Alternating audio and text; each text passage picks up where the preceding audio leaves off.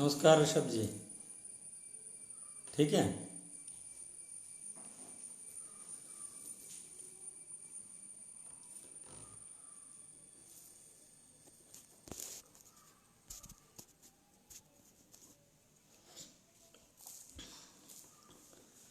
नमस्कार। अमन प्रकाशन Facebook live पर आयोजित इस व्याख्यान परंपरा में आप सभी का मैं स्वागत करता हूँ। सबसे पहले इस तरह के आयोजन के लिए अमन प्रकाशन समूह को मैं बधाई देना चाहता हूँ और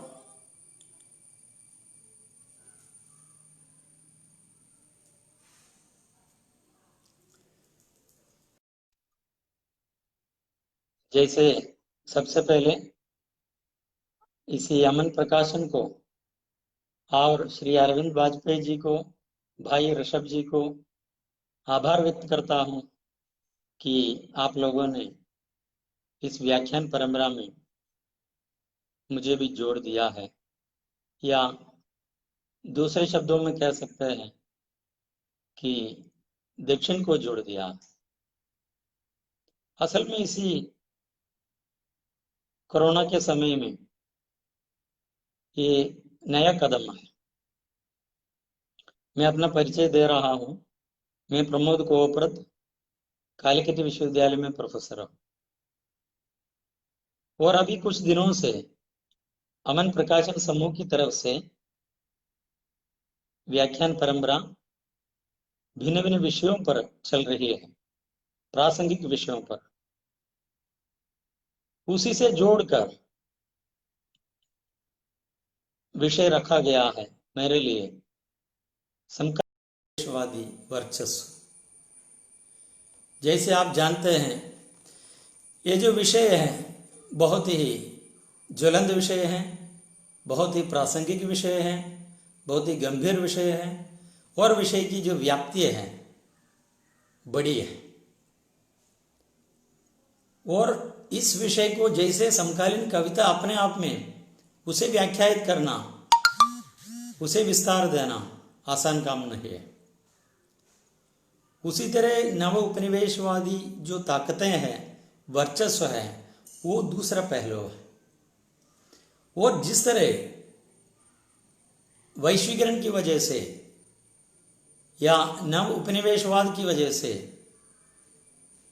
हमारे समाज में, हमारे देश में, हमारी संस्कृति में जो जो परिवर्तन होते जा रहे हैं, उसी की अभिव्यक्ति जिस तरह साहित्य में हो रही है, उसी की ये चर्चा है, खासकर हिंदी कविता में। जैसे हम जानते हैं, आचार्य रामचंद्र शुक्ल जी ने साहित्य का इतिहास जब लिखा तो उन्होंने एक वाक्य लिखा है, जबकि प्रत्येक देश का साहित्य वहाँ की जनता की चित्तवृत्ति का संचित प्रतिबिंब होता है, तो ये निश्चित है कि चित्तवृत्ति के परिवर्तन के साथ साथ साहित्य के स्वरूप में भी परिवर्तन होता चला जाता है। और आगे वे लिखते हैं, जनता की चित्तवृत्ति बहुत कुछ राजनीतिक, सामाजिक, सांप्रदायिक और धार्मिक परिस्थिति के अनुसार होती है। हाँ, ये मैं इसलिए बता रहा हूँ, ये जो आखिरी वाक्य है, जैसे जनता की चित्तवृत्ति बहुत कुछ राजनीतिक, सामाजिक, सांप्रदायिक और धार्मिक परिस्थिति के अनुसार होती है। हमें सोचना पड़ रहा है, जैसे हम समकालीन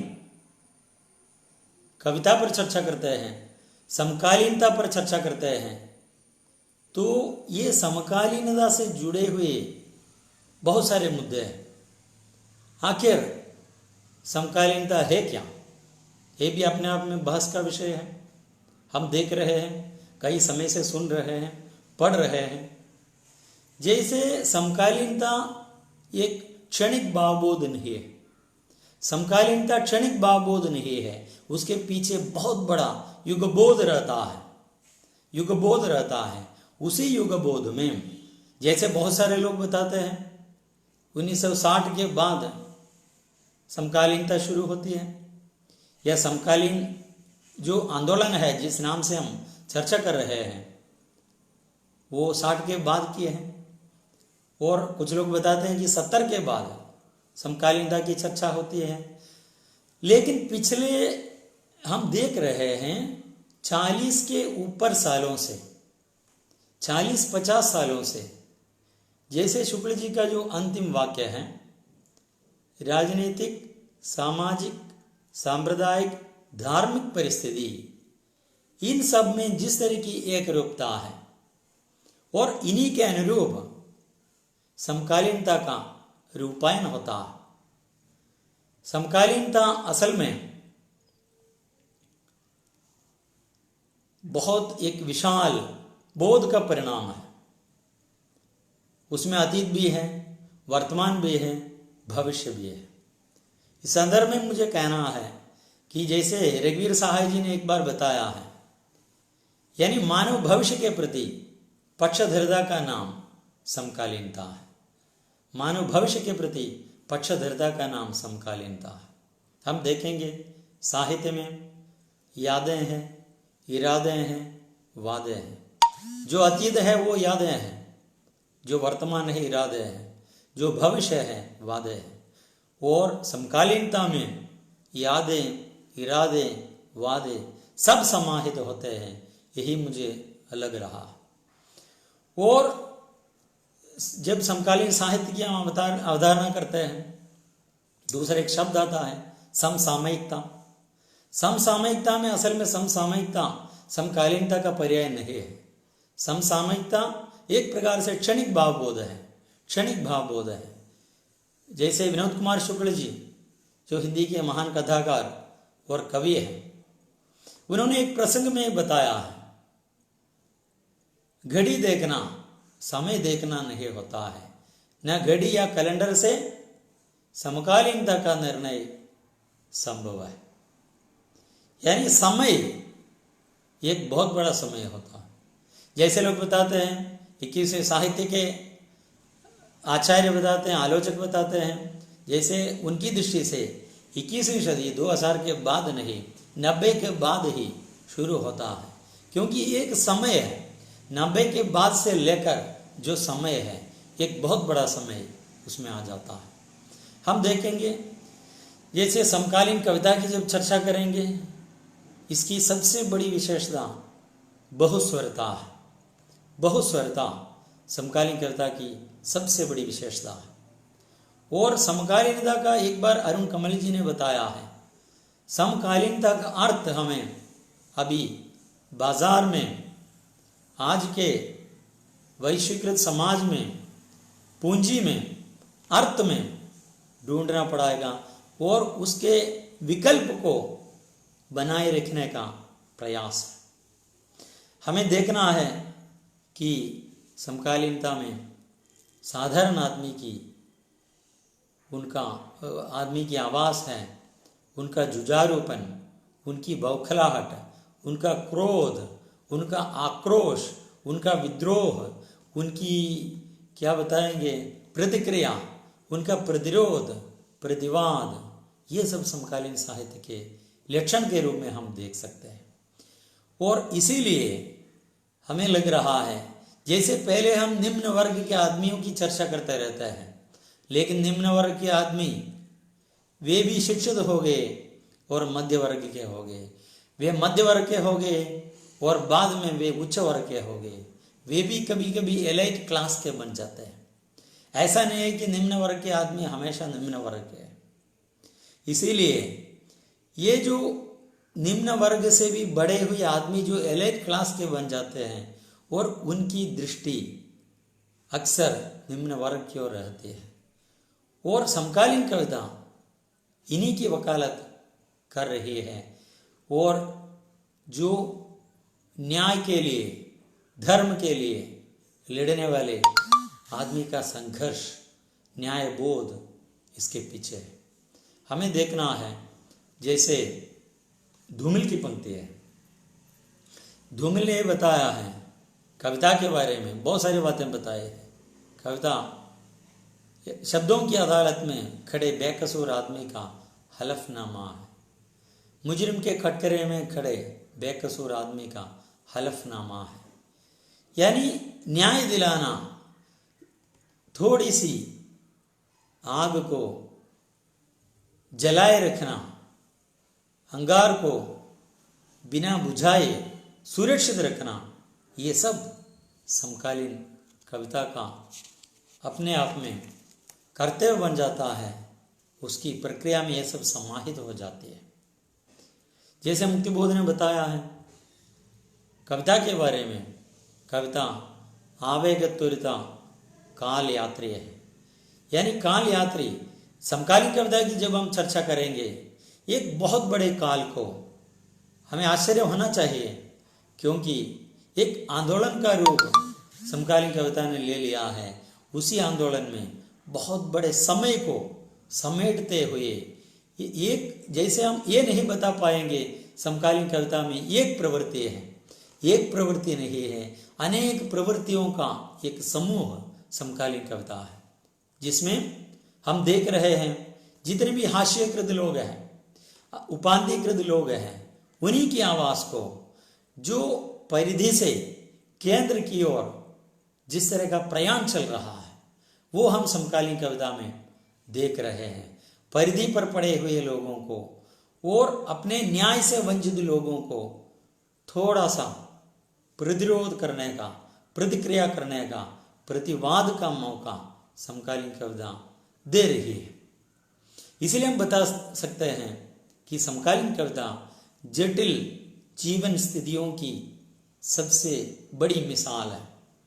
यानी मनुष्य की सारी चेतनाएं, खोए हुए मनुष्य को पुनः प्राप्त करने का प्रयास, खोई हुई संस्कृति को जिस तरह के संकट से, जिस यानी सामाजिक हो, सांस्कृतिक हो, राजनीतिक हो, कुछ भी हो, लेकिन एक मनुष्य को देखना, एक मनुष्य को देखना, ये सबसे बड़ा काम है। जैसे अलेक्जेंडर के बारे में हमने इतिहास में सुना है, यानी विश्व विजय प्राप्त करके एथेंस की गलियों से गुजरने वाले अलेक्जेंडर, उन्होंने जब डायोजनीस नामक दार्शनिक को देखा, वो ऐसे ही एक लालटेन लेकर दोपहरी में घूम रहा है। उनसे पूछा कि मैं आपके लिए क्या कर सकता हूं। उस डायोजनीस नामक दार्शनिक ने यही बताया कि मैं एक मनुष्य को ढूंढ रहा हूं, एक मनुष्य को दिखा सको तो यह सबसे बड़ी मेहरबानी होगी। हमें सोचना पड़ रहा है आज के ज़माने में सबसे बड़ी चीज़ यही है, जिस तरह मनुष्यता खो रही है, जिस तरह मनुष्यता के बारे में गुप्ता जी ने बहुत सुंदर कविता लिखी है, मनुष्यता खोती जा रही है, उसमें मनुष्य को, मनुष्यता को पुनः प्राप्त करने का बहुत बड़ा प्रयास समकालीन कविता कर रही है।